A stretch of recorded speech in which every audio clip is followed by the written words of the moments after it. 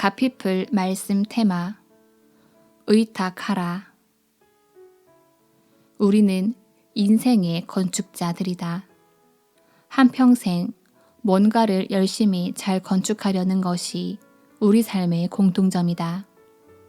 견고한 집을 만들려 하고 더 좋은 것들로 내 집을 가꾸려 한다. 그러나 주님이 우리에게 주시는 한 가지 부르심이 있다. 인생의 건축자 된 너희여, 선한 건축자 되신 그분께 너의 삶을 의탁하라.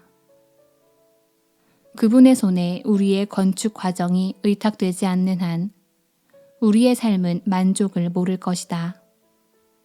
화려한 장식으로 끊임없이 치장해 가며 한평생 목말라 하는 것이 인생의 운명이다.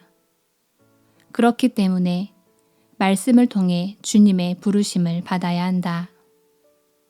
건축자는 흔히 건축에 몰두하다가 자신도 모르게 오류를 저지르게 된다. 이것이 건축자가 주의해야 할 함정이기도 한다. 사무엘하 1장 1절에서 17절과 역대상 22장 7절에서 10절의 말씀을 보면 성전 건축에 관해 다윗에게서 4가지 오류가 발견되는데 이것이 하나님이 다윗에게 성전 건축을 허락하지 않으신 이유이기도 하다. 여기서는 한 가지 오류만을 살펴보기로 한다. 그 오류는 건물의 의미보다 건축자의 영광이 높아지는 위험이 반드시 따른다는 것이다. 사람들은 건물 자체를 감상하며 감탄하는 것으로 절대 끝나지 않는다. 그 건물이 어떤 목적으로 지어졌는지에만 관심을 기울이지도 않는다. 결국 건물은 한 가지를 가리키게 된다. 바로 건축자의 위대함이다. 예를 들어 만리장성을 보고 아, 만리장성 대단하다로 끝나지 않는다. 거기에 잠시 머무르다가도 만리장성이 가리키고 있는 그 중국 황제의 위대함을 바라보고 감탄하게 된다. 뉴욕의 세계무역센터를 보며 미국 금융의 능력을 한눈에 보게 된다. 영국의 빅벤을 바라보며 대영 제국의 영광을 절감하기도 한다. 그렇듯 이스라엘의 성전을 바라보며 하나님께 관심을 갖는 사람은 거의 없다. 다윗 왕국의 위대함을 떠올릴 뿐이다.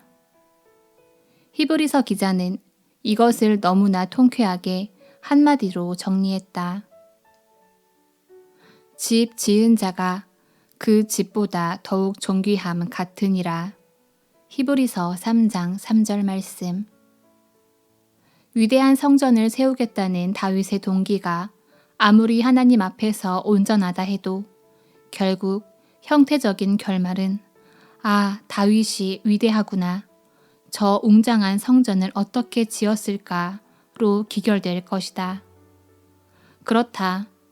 위대한 성전은 결국 한 가지를 상징한다. 왕국의 위대함이다. 어느 시대, 어느 문명이든지 그 왕국의 강대함과 위대함은 반드시 화려한 종교로 나타나곤 한다. 이것이 역사가 증명하는 현실이다.